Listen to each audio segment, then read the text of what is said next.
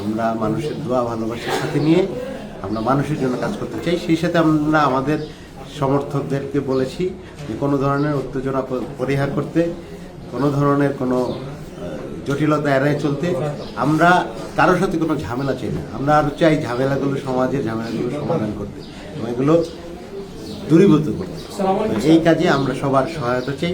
সেই সাথে আরেকটা কথা বলবো, সেটা হচ্ছে নারায়ণগঞ্জ 4 আসন আপনারা জানেন, নারায়ণগঞ্জ 4 আসন খুবই সন্ত্রাস চাঁদাবাজি নির্ভর আসন। আমাদের মানুষ আস্থা রেখেছে আমাদের উপর, মনে করেছে যে আমরা ওই বন্দোবস্তে আমরা পার্ট হব না। আমরা এই মানুষের আস্থার প্রতিদান দিতে চাই।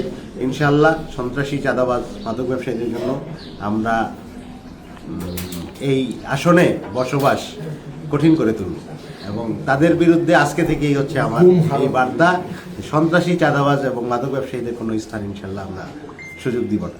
তাতে যদি আবার জানবাজি রাখতে হয় আমি রাজি।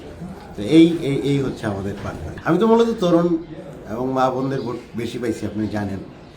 আর আমাদের সিনিয়র সিটিজেনরাও আমাকে যথেষ্ট ভোট দিয়েছেন। তো তাদের প্রতি আলাদা বার্তা বলতে, তরুণরা মনে করেছে যে আসলে পরিবর্তনটা সম্ভব ঐক্যবদ্ধ হইলে। এই জন্য আপনারা দেখবেন যে এই পুরো নির্বাচনী প্রক্রিয়ায় নানান আলাপ ছিল, কিংমেকার, হেভিওয়েট, বড় দল, ছোট দল, নানান কিছু ছিল, কিন্তু সব ইকুয়েশন কিন্তু তরুণরা শেষ করে দিয়েছে। তারা প্রমাণ করেছে যে আসলে পরিবর্তন চাই আমরা হেভিওয়েট বা কার পয়সা, কার কোনো বড় দল, কে কোন বড় জোট, কার কি প্রোফাইল, এগুলোর চেয়ে আমরা পরিবর্তনটা চাই। কার মাধ্যমে পরিবর্তনটা হবে, ওই জায়গা থেকে জনগণ সাড়া দিয়েছেন। আমরা জনগণের এই সাড়াতে অসম্ভব কৃতজ্ঞ। আমরা চাই এই ধরনের সারা ভালোবাসা নিয়ে ইনশাআল্লাহ আমরা নারায়ণগঞ্জকে একটা সুন্দর, সমৃদ্ধ, পজিটিভ, বাসযোগ্য নারায়ণগঞ্জ করে তুলব। গণমাধ্যমের ভূমিকা কেমন দেখলেন এই পুরো নির্বাচন জুড়ে? আলহামদুলিল্লাহ, গণমাধ্যম খুব ভালোভাবেই আমাদের নিরপেক্ষতা রেখে তারা তাদের কাজ করেছে এই নির্বাচনের সময়টুকুতে।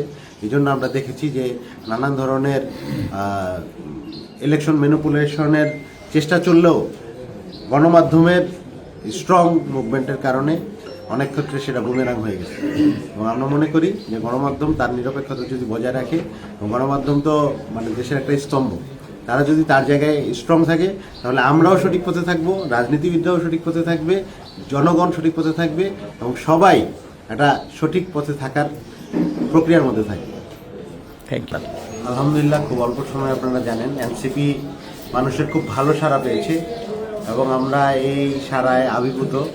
আমরা মনে করি যে মানুষের যে আশা আকাঙ্ক্ষা আমাদের প্রতি, সেটা মূলত ব্যক্তি আলামিনের প্রতি না, সেটা হচ্ছে একটা পরিবর্তনের আকাঙ্ক্ষা।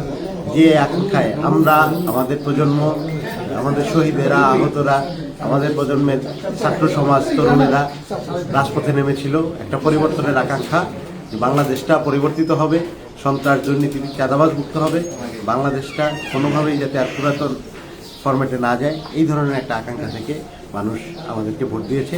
আমরা মনে করি যে এই আকাঙ্ক্ষার প্রতি আমরা শ্রদ্ধাশীল এবং আমরা কোনোভাবেই এই আকাঙ্ক্ষার প্রতি অবমাননা আমরা করব না ইনশাআল্লাহ।